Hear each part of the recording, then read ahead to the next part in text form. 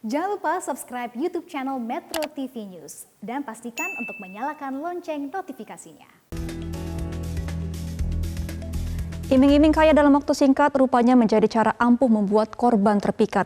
Itulah yang dilakukan afiliator dan influencer binary option untuk mengeruk cuan dari para korban. Satu persatu afiliator sekaligus influencer binary option sudah terjerat hukum. Dua influencer yang menjadi afiliator dari investasi bodong tersebut juga telah ditetapkan sebagai tersangka. Polisi telah menetapkan status tersangka dan menangkap Doni Salmana yang merupakan afiliator sekaligus influencer aplikasi investasi Quotex. Polisi juga menyita seluruh aliran dana dan memblokir rekening milik Doni. Bersangkutan nanti akan dilakukan penahanan, yaitu alasan subjektif dan objektif. Alasan subjektifnya adalah dikhawatirkan yang bersangkutan melarikan diri, dikhawatirkan mengulangi perbuatan kembali, dan dikhawatirkan menghilangkan barang bukti. Itu alasan objektifnya adalah, saya katakan tadi, ancaman di atas 5 tahun. Sebelumnya, pada akhir Februari lalu, afiliator dan influencer binomo Indra Kesuma alias Indra Kents juga dicokok polisi.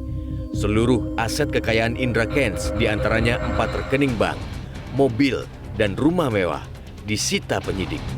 Jadi, ada alat bukti yang telah diamankan, yaitu akun YouTube dan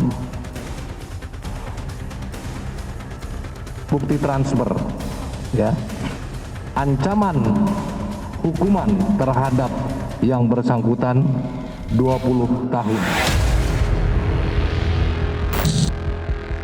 Mensinyalir berkaitan dengan tindak pidana penipuan investasi dan adanya indikasi kuat pencucian uang, Pusat Pelaporan dan Analisis Transaksi Keuangan (PPATK) telah membekukan 121 rekening bank senilai lebih dari 353 miliar rupiah.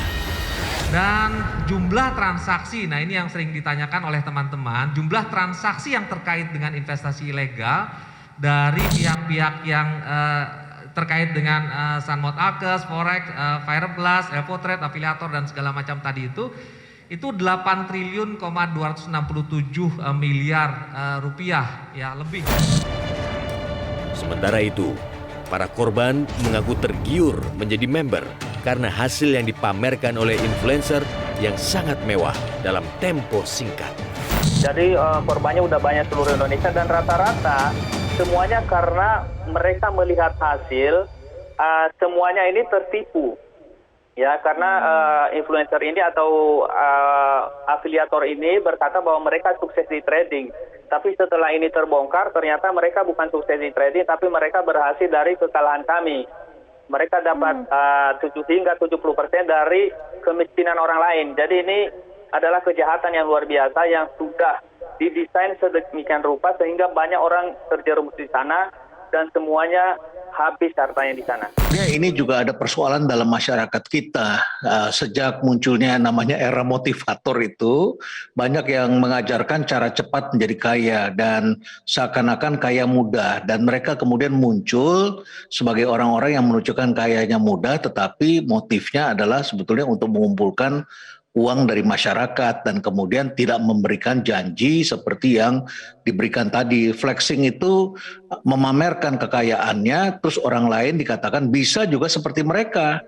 Dan ternyata kemudian mereka sebetulnya membuat sebuah algoritma atau menciptakan suatu sistem yang tidak diketahui oleh publik dan kemudian menangnya sebagian besar ke mereka. Nanti bisa kelihatan dari nilai yang terakumulasi di mereka berapa.